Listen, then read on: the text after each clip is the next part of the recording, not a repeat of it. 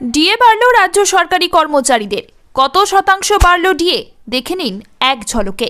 রাজ্য বাজেটে মহার্ঘ ভাতা বা ডিএ নিয়ে বড় ঘোষণা করা হলো।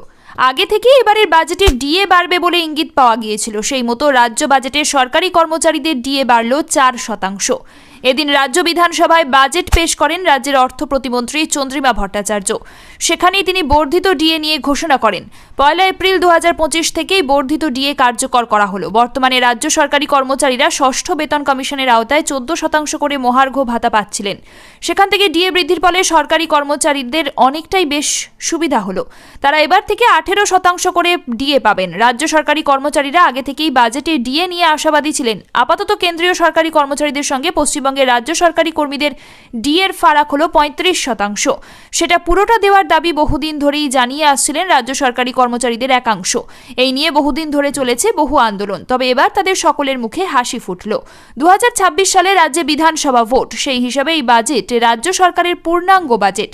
2026 সালে হবে ভোট অন অ্যাকাউন্ট। বিধানসভায় এদিন উপস্থিত ছিলেন মুখ্যমন্ত্রী মমতা ব্যানার্জি। এছাড়াও ছিলেন আর্থিক উপদেষ্টা অমিত মিত্র। জাতীয় স্তরে যেখানে বেকারত্বের হার 9.05%, সেখানে বাংলায় বেকারত্বের হার 3% কম। এর পিছনে রয়েছে ক্ষুদ্র এবং মাঝারি শিল্পক্ষেত্রে।